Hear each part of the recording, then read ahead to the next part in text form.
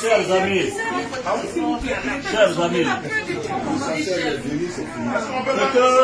ce que je suis venu vous dire, c'est qu'il faut qu'on se mobilise.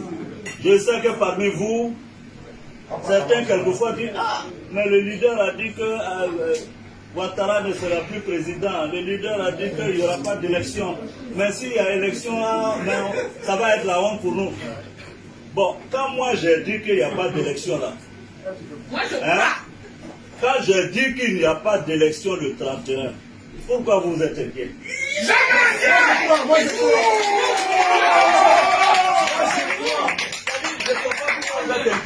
C'est moi, j'ai dit non. Ou bien c'est pas. J'ai dit ça. Et puis vous êtes inquiets à ma J'ai dit, je vous dis à vous, ceux qui n'ont pas encore bien compris, je dis, Ouattara n'est pas le prochain président de la République.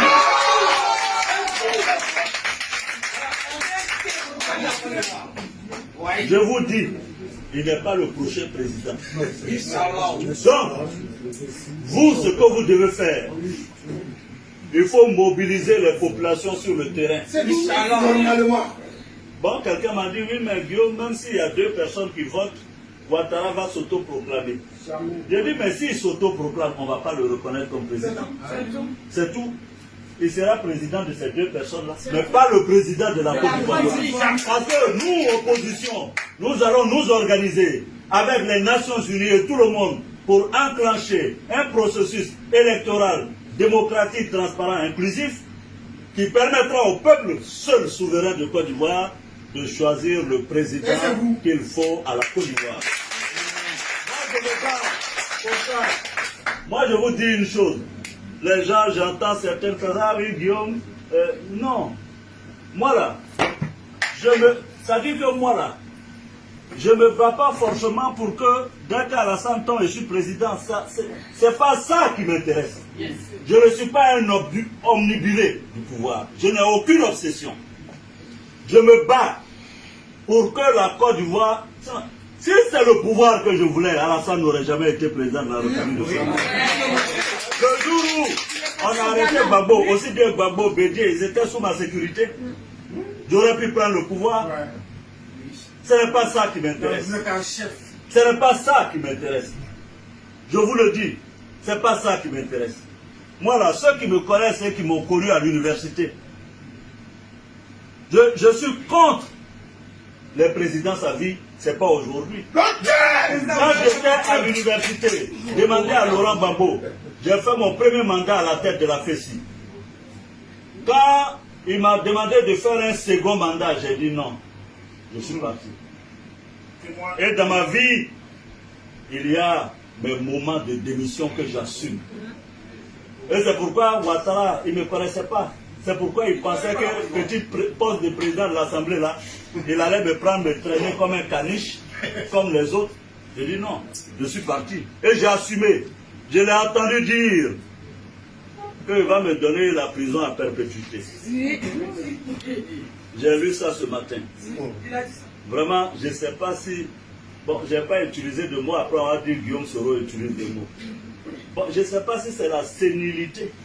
Parce que quand quelqu'un est vieux, il peut... Ouais, non.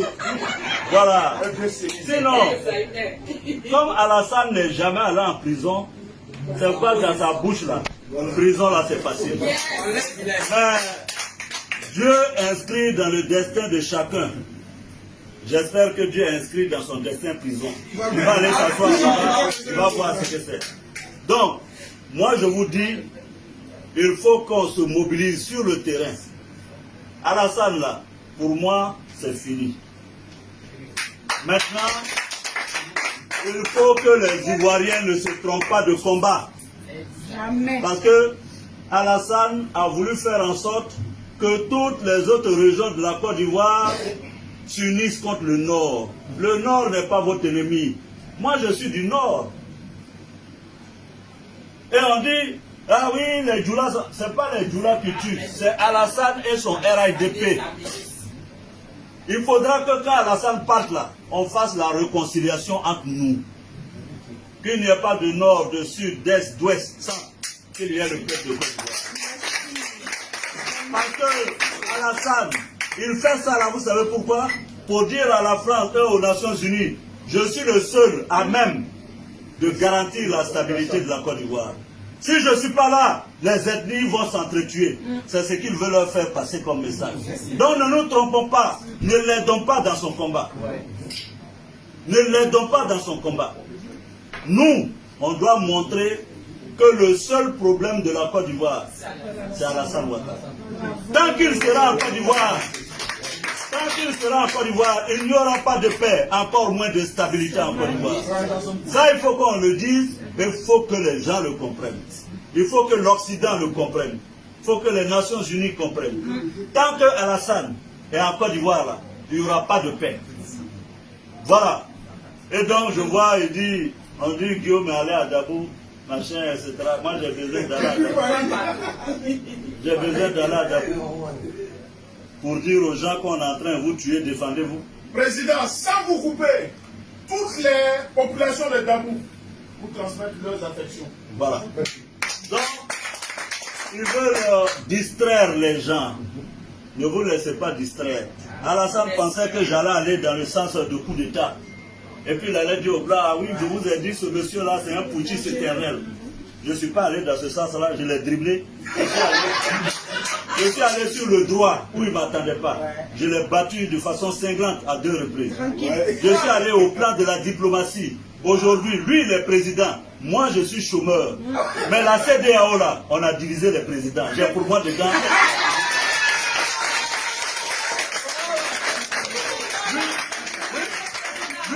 Lui, il est président de la République. Moi, je suis chômeur à Paris. Mais j'ai mes présidents dedans. Lui, là, c'est président dedans. Et puis, on se lutte dedans. Au niveau, mais c'est la vérité. Hein? Au niveau diplomatique, je lui ai arraché les États-Unis. Il ne peut rien dire aux États-Unis.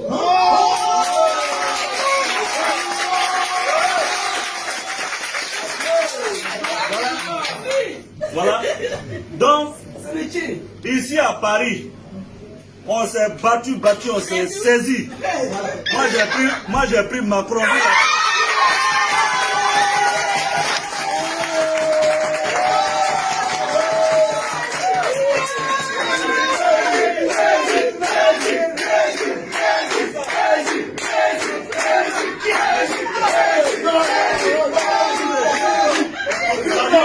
là.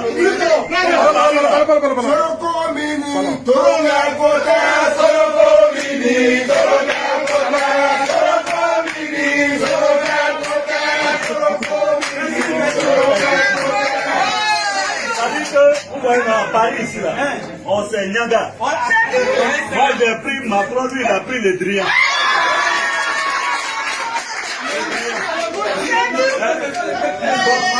Le Drian là, c'est moi j'ai pris Macron, il a pris le Drian. Et il n'a même pas honte, hein, c'est le président. Donc ça là, ça c'est au plan diplomatique. Mais au plan politique, voilà.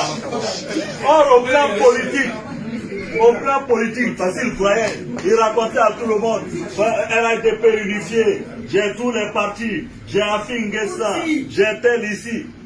Je l'ai battu là. J'ai pris, c'est-à-dire Bédier. Tous moi, on se parle tous les jours. Bravo, on se parle tous les jours. Afi, on se parle tous les jours.